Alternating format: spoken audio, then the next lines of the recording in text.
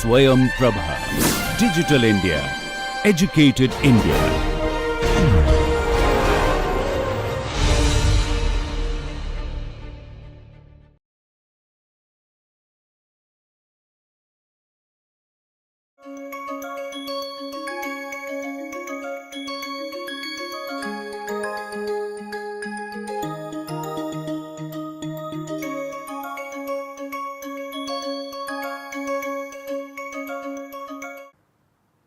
Welcome. I welcome you all to this lecture in the course Sandhi in Paninian Grammar. We continue studying Hal Sandhi or the consonant Sandhi. Hal Sandhi is the Sandhi which replaces a Hal, and Hal is a consonant. We studied two types of Hal Sandhi, Ekasthanika Ekadesha and Ekasthanika Dvyadesha. Ekasthanika Ekadesha is one substituent replaced by one substitute, Ekasthani and Eka Adesha. Ekasthanika Dvyadesha means one substituent replaced by two substitutes, Eka Sthani Dvi Adesha. Ekasthanika Dvyadesha is that type of Hal Sandhi that we are going to study now. So far, we have been studying Ekasthanika Ekadesha, and we have studied several instances of Ekasthanika Ekadesha, mainly Shchutva Sandhi, Shtutva Sandhi, Anuswara Sandhi, Parasavarna Sandhi, Anunasika Sandhi, etc. Now we are focused on Ekasthanika Dvyadesha, where there is one substituent which is replaced by two substitutes. So A plus B is the environment. They are in the Samhita mode where B follows A immediately. In this environment, A gets substituted by AX. So there are two substitutes and there is one substituent. This is what is Ekasthanika Dvyadesha, the diagrammatical representation. There are three instances of Ekasthanika Dvyadesha: Sattva Anuswara Sandhi, Dvirvachana Sandhi and Agama Sandhi. And we have already studied Dvirvachana Sandhi before. In this particular lecture, we will be focusing on Agama Sandhi, and we will be dealing with the Sattva Anuswara Sandhi in the next lecture. This is done because it is linked with the next chapter called Visarga Sandhi. So let us focus on the Agama Sandhi. What is an Agama? Agama is translated by the word augment. It is an augment.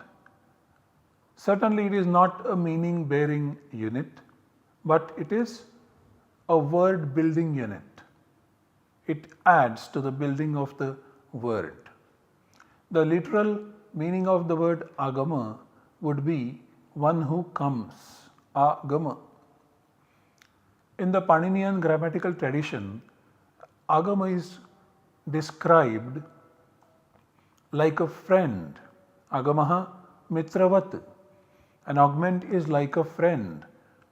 What it means is it only adds a particular verbal element to an already existing element. Here are some examples of agamas for you. At, and you see a added here, at stands for a, so apatat has got this at over here. art, and you have aidhat. This I consists of art. Nut means na. So here you have Ramanam. This na, this is nut. Muk, and you have the word yajamana. This ma over here is muk. Puk, sthapana. The p sound that you see in between is the augment.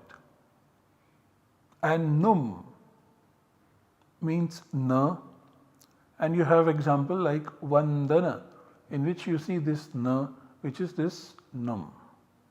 So in all these examples, pata is the verbal root, edha is the verbal root, rama is the nominal root, yaja is the verbal root, stha is the verbal root, and vanda is the verbal root. In all these cases, augment a, nut, muk, puk and num, they are added. Now where do we add the augments? What is the exact location or exact place where the augment gets added? Paninian grammar has clearly stated this answer to this question in the following sutras. The first one is Adyantau Takitau 1:146. What this means is that the augment with the marker t is made the initial part of the whole to which it is added, and the augment with the marker k is made final part of the whole to which it is added. I repeat, the meaning of Adyantau Takitau is this: the augment with the marker t is made the initial part of the whole to which it is added, and the augment which is with the marker k is made final part of the whole to which it is added. Here is an example. Ardhadhatukasya it valadehe 7:35. Add augment it to an ardhadhatuka suffix which begins with val. That is the meaning of this particular sutra. I repeat, add augment it to an ardhadhatuka suffix which begins with val. Here is an example. So we have patha as the verbal root, to which is added the suffix ta, which is the past passive participles suffix. Patha plus ta. Ta is an ardhadhatuka suffix which begins with val. So now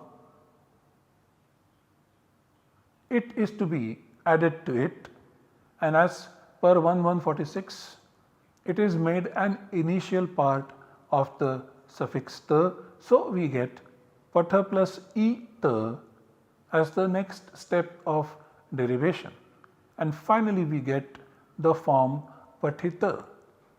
So because it has got ta as a marker, this e is added at the beginning of the whole, that is ta, and therefore we get ita as the output generated on the next stage of derivation. Then let us take another example.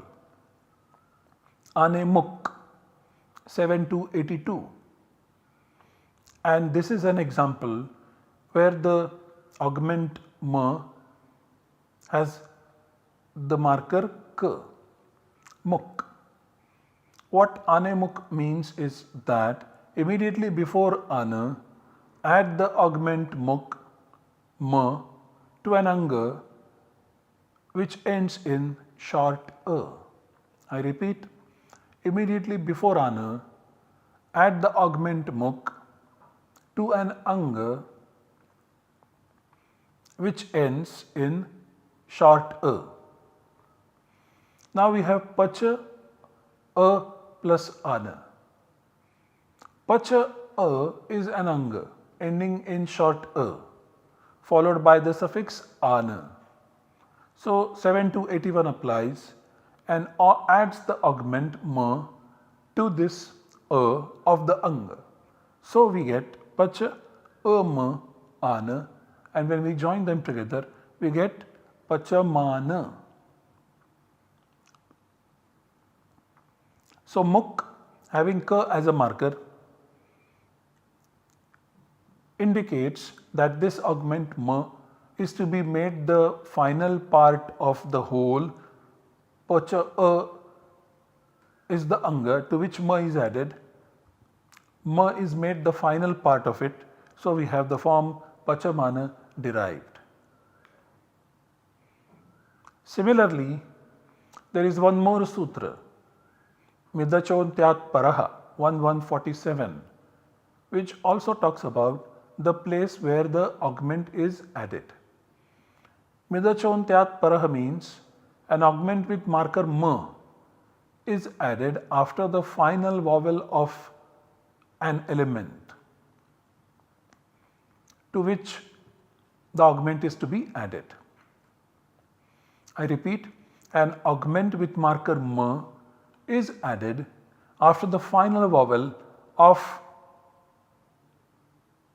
an element to which the agama is to be added. For example, when we are deriving the nominative plural form of the word chatur, we have the stage chatur plus as, and here the sutra 7198 chaturana duhor am udattaha, this applies, and it says that add the augment am to chatur. Where exactly should we add it? And the answer is provided by 1147. So this augment a is to be added to the words chatur and anaduha immediately before the first 5 suffixes stated in 412. That is the meaning of 7198. And so now this a is to be added after the final vowel in chatur, that is after this u. So we add it immediately after u. So chatu a and r. Then we do the yan sandhi and we get chatva a ras and chatvaraha, which is the finally derived form. So Midachontyat Paraha says that any augment which is having ma as the marker, that augment should be added after the final vowel of the element to which the augment is added. These are the two sutras, Adyantau Takitau and Midachontyat Paraha, which talk about 3 different positions where the augment is added and how specific markers trigger these operations. Namely, ta triggers the operation of adding the augment at the beginning, ka triggers the operation of adding the augment at the end, and ma adding the augment immediately after the final vowel. Now let us look at another important aspect of agamas, namely that agama is also treated as an adesha. Adesha is a substitute. How can agama be treated as an adesha? So, given an element A, B is added to it and B is an agama.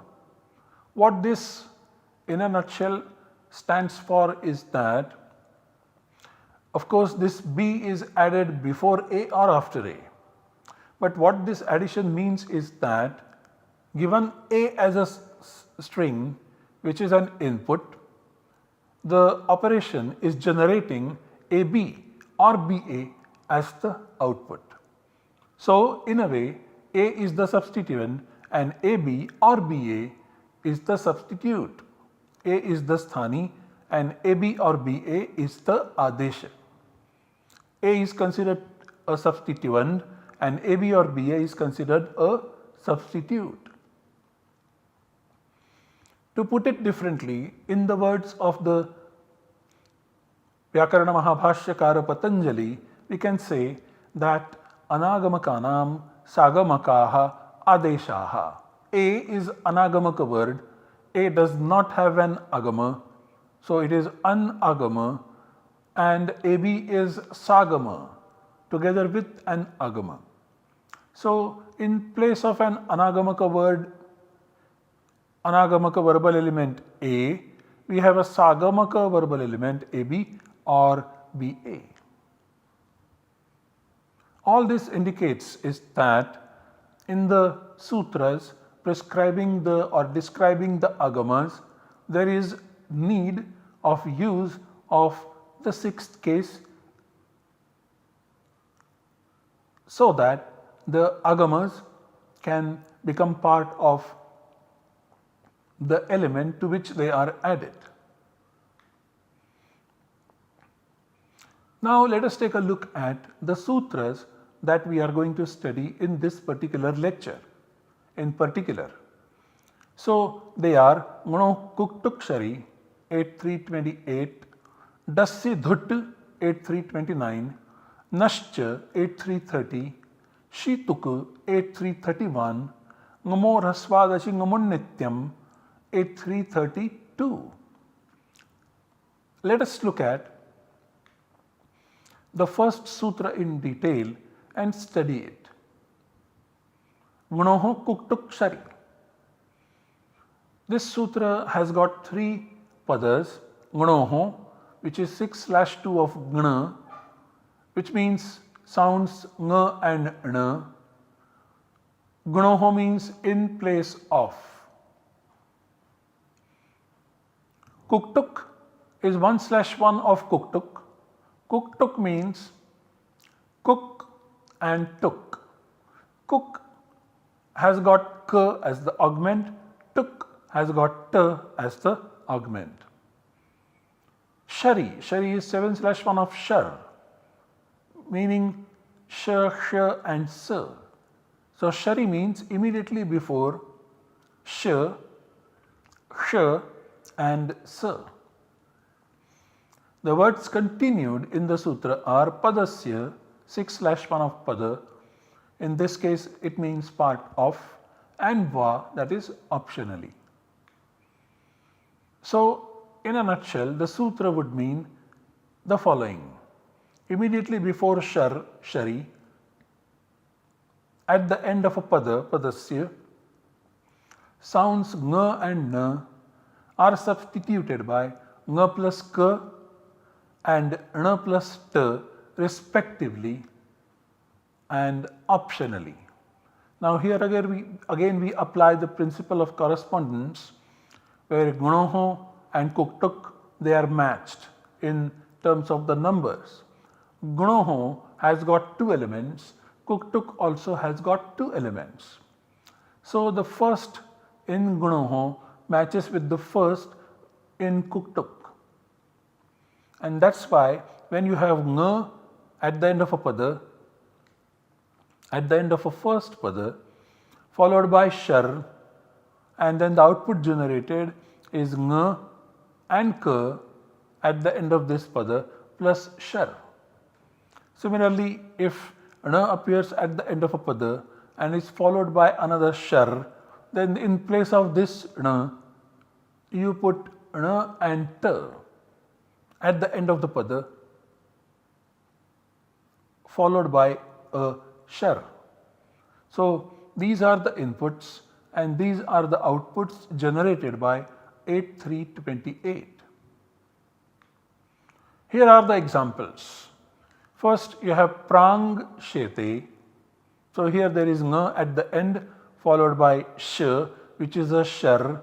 So now as the output you add k. So you have prang k and shete, and then prang k and chete, another sutra, shashchoti applies, and then you have prang chete. Then you have prang shashtha. Once again you have ng at the end of this pada followed by sh, which is a shar, and then you have prank and shashtha, and this ka is added, and so then after this you have another vartika which we have already studied, chayo dvitiya shari paushkara sadehe, and so this ka becomes kha, and so you have prank shashtha, and then this ka and sh gets into sh, so you have prank shashtha or prank shashtha optionally. Similarly, you have prang plus saye, and once again ka is added, and so you get the output prang saye. Similarly, you have van plus shete, and so this na appears at the end of the pada followed by sh, and so this na is added with an augment t, so you have vant shete, and then once again the sutra shashchoti applies and substitutes this sh with ch, and so you have vant chete, that is vant chete. This is an optional example, vant chete. All these examples are optional. Let us now look at the next sutra stating the agama sandhi, namely dassi dhut. The augment stated here is dhut. There are three padas in the sutra, daha, si and dhut. Daha is 5/1 of da, which means immediately after da. Si is 7/1 of sa, which means immediately before sa, and dhut is 1/1 of dhut, which is dha, and this ta indicates that this is to be added before. Now in this case a peculiar situation has arisen, because this is an augment and we need a shashti vibhakti, the sixth case in the sutra, so that we know where this augment is to be added. Unfortunately, we don't have a sixth case over here, we have a fifth case and the seventh case, in which case a paribhasha sutra ubhaya nirdeshe panchami nirdesho baliyan comes to our help and says that in case where you have panchami and saptami and sandhi operation, agama operation is to be performed, then you consider the fifth case more strong, more powerful, and then consider seventh case weaker, and then change it to the sixth case. So C is converted into a genitive case, saha. So now we have genitive case and we know this saha means in place of. So now the overall meaning of the sutra is sa, which comes immediately after da, sa, which comes immediately after da, which comes at the end of a pada. This sa is substituted by dha plus sa, and this is done optionally. Sa, which comes immediately after da at the end of a pada, is substituted by dha plus sa optionally. So here is an example. So we have shad plus santaha. Da comes at the end of this pada followed by sa, and so now 8329 applies and add the augment dha in between. So we have shad plus dha santaha. Then by the application of other rules like kharicha, dha gets substituted by ta, and so shad santaha, and then this da is substituted by ta, and so we have shat santaha as the finally derived form, and of course this is optional.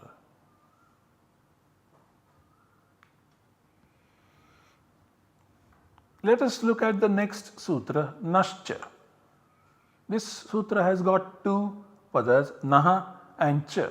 Naha is 5/1 of Na, which means immediately after Na.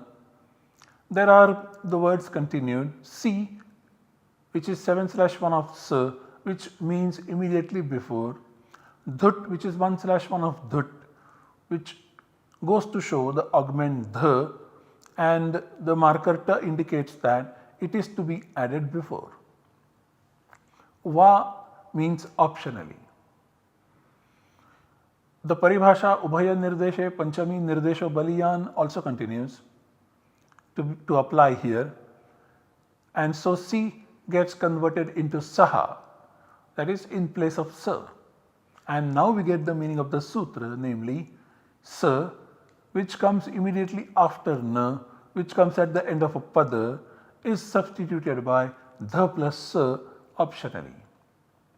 So this sa, which comes immediately after na, this na comes at the end of a pada, and so this sa is substituted by dha plus sa optionally. Here is an example, a very peculiar example, where in Sanskrit you have 6 consonants without a vowel in between them.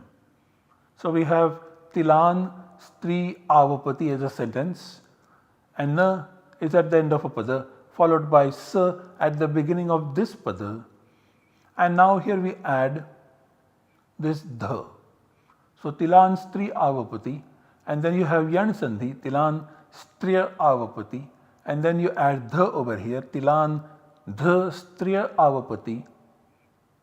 So tilan t, this dha gets substituted by ta because this sa follows by the sutra kharicha, and so we have tilant striyavapati, and finally we have tilant striyavapati. Na, ta, sa, ta, ra and ya, 6 consonants without a vowel in between. A very, very peculiar example. You won't find such examples often. Let us study the next sutra describing the augments, which is Shi Tuk 8331. This particular sutra has got 2 padas, Shi and Tuk. Shi is 7/1 of Sh, which means immediately before. Tuk is 1/1 of Tuk, which eventually means Ta, which is to be added later. The words Naha continues, Va continues, and Padasya continues. And then obviously Shashchoti also applies optionally. And we get this meaning immediately before Sh, in place of Na, which comes at the end of the pada, substitute Na plus Ta optionally. Immediately before Sh, Shi, in place of Na, Naha, which comes at the end of a pada, Padasya, substitute Na plus Ta, Tuk. Do this optionally. And after we do this operation, we get 4 forms which are stated by this particular verse. It says, Yachau, Yacha Cha, Yacha Sha, Yashaviti Chatushtayam, Rupana Mihatuk Chatva, Chalopanam Vikalpanat. There are 4 forms that are generated, and let us see what those forms are.